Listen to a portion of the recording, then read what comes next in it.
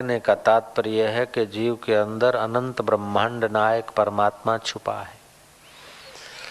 इसकी सीमा, शक्ति सीमा का कोई अंत नहीं।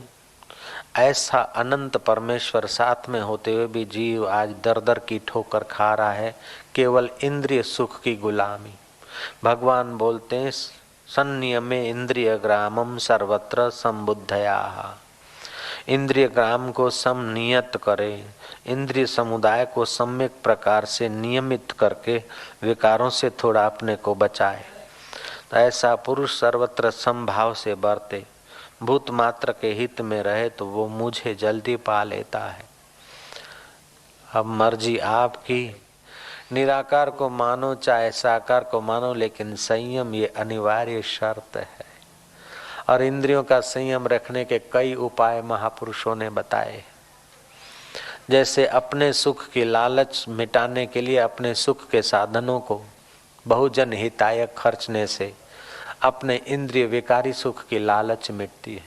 जिनके पास धन संपत्ति और सामग्री है वे बहुजन हिताय उसका उपयोग करें तो उनका विकार क्षीण होता है, और जिनके पास नहीं है वे केवल इच्छा ही त्यागें इंद्रिय सुख की तो उनका जल्दी काम बन जाता है। अपने सुख में रोने वाले तू मुस्कुराना सीख ले, औरों के दुख दर्द में आंसू बहाना सीख ले। आप खाने में मजा नहीं जो औरों को खिलाने में, जिंदगी है 4 दिन की तू किसी के काम आना सीख ले। जो दूसरों के काम आना सीख लेता है उसकी कामनाएं जल्दी क्षीण हो जाती है। कर्मयोगी के लिए अनिवार्य शर्त है कि कर्म तो करे लेकिन कर्म का बदला इंद्रिय भोग न चाहे, कर्म का बदला कुछ न चाहे, भगवान को अर्पण कर दे। ये भगवान की सृष्टि और सब भगवान के जन है, उनकी यथा संभव मैं सेवा करूं। जैसे पापियों की सेवा करना शास्त्रों में मना है, ऐसे धर्मात्माओं की सेवा मिले तो उसको त्यागना भी मना है। पापी की सेवा करने से पाप बढ़ेगा, पुण्यात्माओं की सेवा करने से पुण्य बढ़ेगा।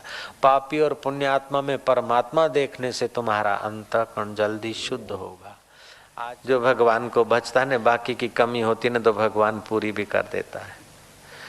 जिसके पास बहुत समझ है, बहुत नॉलेज है, बहुत ज्ञान है, लेकिन अहंकार है कि मैं बड़ा नॉलेज वाला हूँ, मैं बड़ा विद्वान हूँ, मैं बड़ा ऑफिसर हूँ, मैं बड़ा ज्ञानी हूँ, मैं बड़ा जोगी हूँ, तो उसका बड़प्पन रेतीले तट पर जैसे इमारत का कोई भरोसा नहीं, ऐसे उसके बड़प्पन का कोई भरोसा नहीं। और कोई बड़ा है नहीं बाहर से, लेकिन सच्चे हृदय से भगवान के शरण है और इंद्रिय संयम है तो कितना भी छोटा हो, लेकिन वो बड़े से बड़े लोग जो चीज़ नहीं पाते वो ऐसा आदमी पा लेता है, उसमें कोई शक नहीं। क्योंकि भगवान के साथ उसका निर्दोष भाव से संबंध। ये है कि अभागे विषयों ने, इंद्रियों के आकर्षण ने हमको भगवान के सुख से दूर रख दिया है।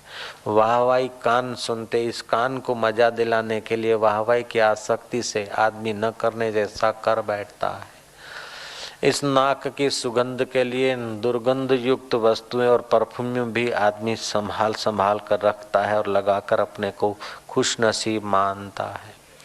इस लूली को लाड लड़ाने के लिए न जाने कितने रसीले पदार्थ बनाता है, व्यंजन बनाता है। आवश्यकता नहीं होती तब भी 2 ग्रास स्वाद की गुलामी में ठोंस देता और बाद में रोग को आमंत्रण करता है। अगर खाने में संयम नहीं हुआ तो पेट का रोग अनिवार्य है। देखने में संयम नहीं हुआ तो जीवन शक्ति क्षीण होना अनिवार्य है। बोलने में संयम नहीं हुआ तो व्यर्थ की शक्ति नाश होना अनिवार्य है। ऐसे पति पत्नी के संबंध में भी संयम नहीं हुआ तो अकाल मृत्यु भी अनिवार्य है। भगवान बोलते हैं कि संयमे इंद्रिय ग्रामम सर्वत्र संबुद्धय, इंद्रिय समुदाय को सम्यक प्रकार से नियम में रखना चाहिए। शादी कर लिया उसका मतलब ये नहीं कि विकारी सुख में अपने को निचोड़ डाले। भोजन कर रहे हैं उसका मतलब ये नहीं कि स्वाद के गुलाम बनकर अपनी हाजमा शक्ति को बिगाड़ दें।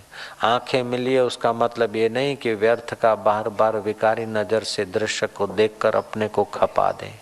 कान इसलिए नहीं मिले हैं, कान तो मिले हैं कि अपने स्वरूप का ज्ञान पाकर भीतर गोता मार के मुक्त हो जाए। कान इसलिए मिले हैं व्यर्थ का सुन सुनकर अंदर में विकार भड़काने के लिए कान नहीं मिले।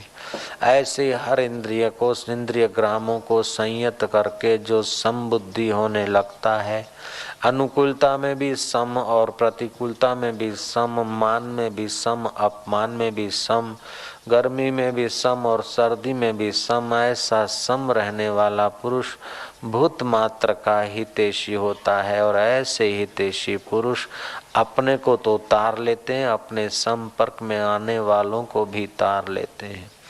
अगर संपर्क में आने वाले सचमुच में मुक्ति मांगते हैं तो उनको मुक्ति का रास्ता दे देते, और भुक्ति मांगते हैं तो भुक्ति का प्रसाद भी ऐसे संयमी पुरुष दे सकते हैं।